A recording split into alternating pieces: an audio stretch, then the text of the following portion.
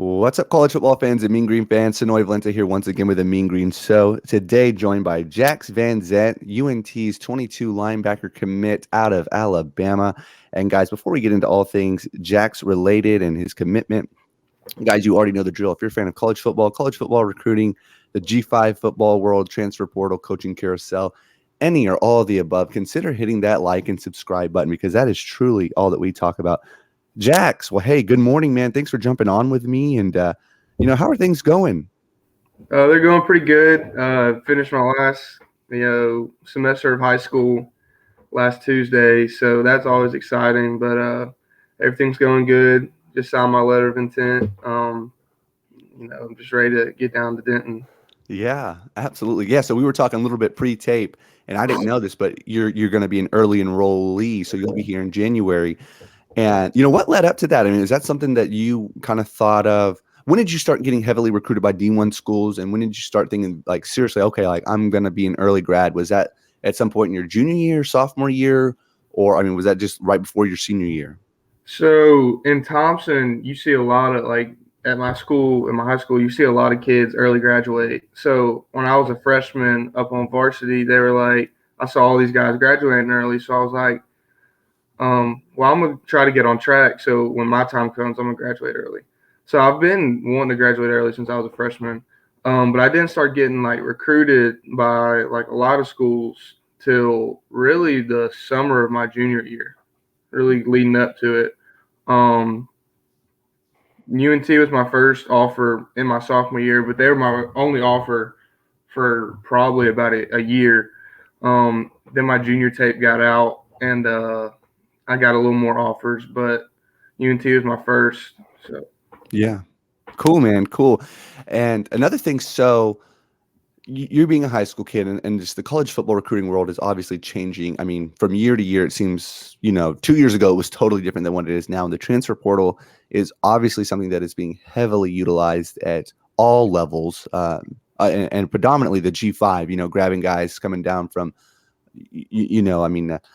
an OU transfer or whatever the case may be. yes, sir. But I mean, for better or for worse, it is affecting the high school recruiting ranks. And if maybe you were a D1 guy 2 or 3 years ago, you may have to go FCS to cut your teeth and put up some good tape at that level to try to jump in if your end goal is an FBS, D1 football team. So that being said, you're a high school kid, and they're, obviously they must see something above average than average in you. So, I mean, what Yes, is sir. that? I mean, have you seen that affect any of your friends, your peers? And does that give you maybe a deeper feeling of gratitude of, wow, oh yeah, they see something in me, and just kind of, you know what I'm saying? Yes, sir. So I can definitely see an effect in some of my friends that are, definitely FBS talent, but they might just be like a little bit undersized. So one of those programs, like Group of Five programs, they can't take a chance on them because they're trying to improve their team so much. So they're going into the transfer portal. Um, so just because they're undersized, they're not getting that chance. And sometimes even FCS schools aren't going after them because they're going after like JUCO kids. So, or they're coming getting bounce back kids from D1 FBS. But for me, it definitely makes me more grateful seeing how it has affected the high school recruiting world. Because for like I said, the longest time going up to my junior year, I didn't know if I was going to have a place to go because I didn't know how recruiting is. You don't know if offers are real or not.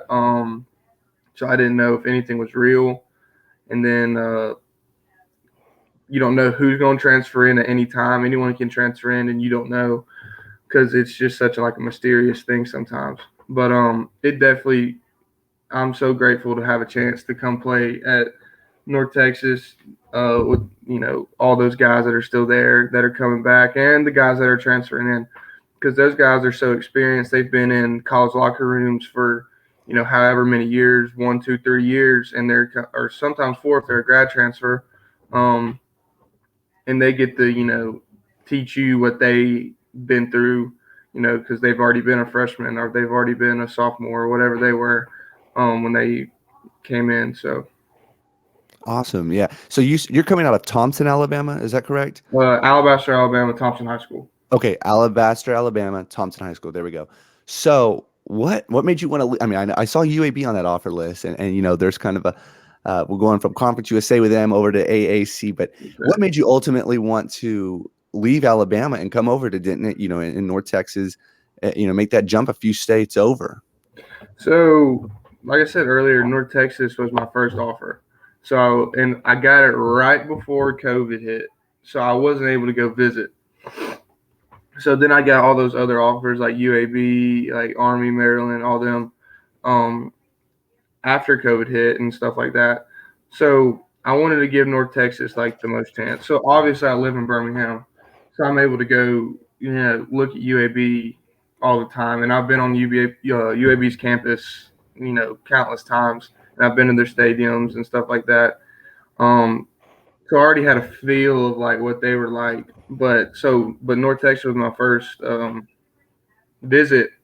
Um, from my offer list, and when I came up to North Texas, literally like y'all, they all the coaches met me at the door and shook my hand, and like they already knew my name, and I was like, wow, this feels nice. Like someone actually like recognizes you, and then that whole day they like just spent like investing in me, uh, and doing stuff for me, and just I treat me like family, like I was already on the team.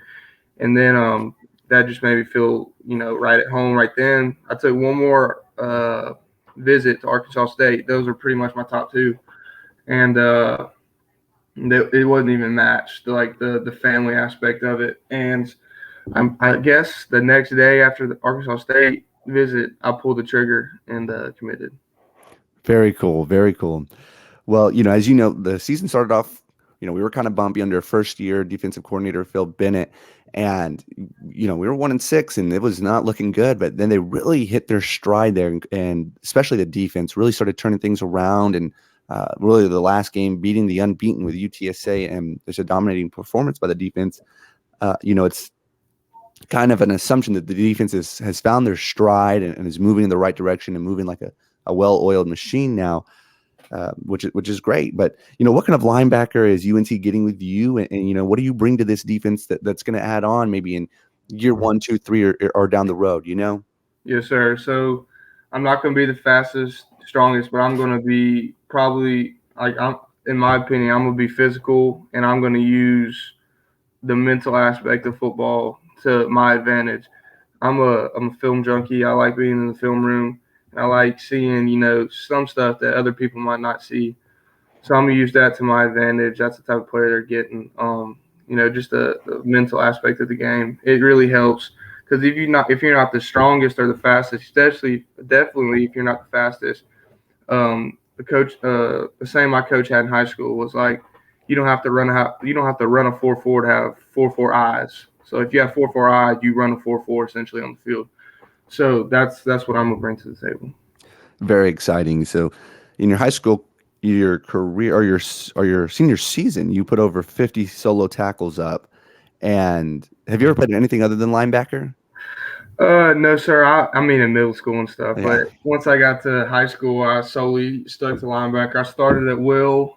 Um, I got injured my freshman year. I put on a little bit of weight, and then I got moved to Mike. So I've been playing Mike and Will my whole high school football career. What is your official height and weight right now? So when I went up to North Texas, I was 6 foot, 215 pounds. Okay, cool. Yes, Did sir. are they? Everything says I'm 200 pounds, but that was my freshman stuff. So Yeah. um, Yeah. I've gained a little bit of weight since then. Oh no, definitely. If you've checked your film out, if you guys go look at Jaxie's film, he's definitely not 200 pounds. But are they talking about putting any more weight on you, or what's the plan with your body going forward? So I think they might try to put a little bit of weight on me, but I think the main thing is going to be slim down on the body fat, put it back up on muscle, and then get fast. I think Hmm. that's the main plan. Um, yeah. Yeah, awesome. Have you selected a major yet? Oh, can you hear me, Jax? I may have lost him there. Un- Let's see here, Jax. You back in? Yeah, I think so. Okay, cool, cool, cool. We're good. That was only like 20 seconds. Anyway, what I was saying is, have you selected a major yet? I have. So when I grow up, or not when I grow up, I guess I'm already grown up, but when I get out of college, I want to be a coach as well. So seeing that what my high school, middle school, little league coaches have done for me, that's something I want to do for those kids in the future. So I want to be, obviously, if college coaching, you know, comes about, I definitely take a shot at that because that'll be like that's the highest you can go besides the NFL. But if not, I'm gonna go into education and I want to coach in high school. Very exciting. Yeah. So let me ask you, as far as like the college coaching route potentially, does the thought of recruiting and just kind of building these classes and the thought and the goal of building a dynasty, you know what I mean? Like, I mean, even, Mm-hmm. uh, I mean, just if you win a conference, 3 out of the next 5 years, Alabama's not the only dynasty in college football. I mean, that is a dynasty at that league. So is that something that intrigues you, like the whole recruiting thing when it comes to coaching and trying to, build a program up? Or what part of college coaching appeals to you the most? Yeah, the recruiting aspect of it really does. It is like one of those aspects that you really look at. Building those relationships with those kids, being able to travel all around the country to go recruit those kids, and just form relationships that if you do get that one like diamond in the rough that like no one else recruited, um, that'll be something special and rewarding for the whole program.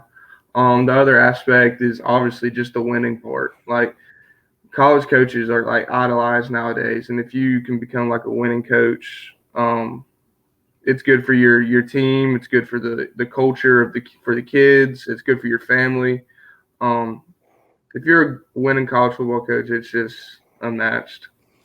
It is, man. And I can tell you from experience, from a experience, I guess you could say, this past year, I mean, UNT went, we went 6-6, not the greatest of years, but man, every game matters in college. It's just like, it's such a high risk, high reward, such a rush, such a thrill. And especially that last game to put them at 6-6 to make them bowl eligible. I mean, there was just so much, into that game invested and on the line, if you will. And Oh yeah, man, seems to be like a very, very fun, very demanding job, but yes, can be very rewarding too if yeah. you The can only find thing it. scary about it is how much college coaches move nowadays because you never Yeah, know if you're going to have a job. So that's the only scary aspect of it. that's That's kind of true. secure in high school. They keep coaches for as Yeah, long as they want. But that's true. That's true. All right, man. One last question for you, and you may not. I mean, you may have missed the mark on here. You may be too young. I'm not sure, but we'll see. But are you excited for the return of NCAA football? oh, I'm not too young for that. Oh yeah, I was playing NCAA just the other day. I still got my Xbox Oh, 360 you for still that. have Oh yeah, 14. oh yeah, Okay. absolutely. I was playing it the other day. Man, I made my Road to Glory player, committed to North Texas. I'm playing as myself right now. Um, but yeah, I'm so excited for that.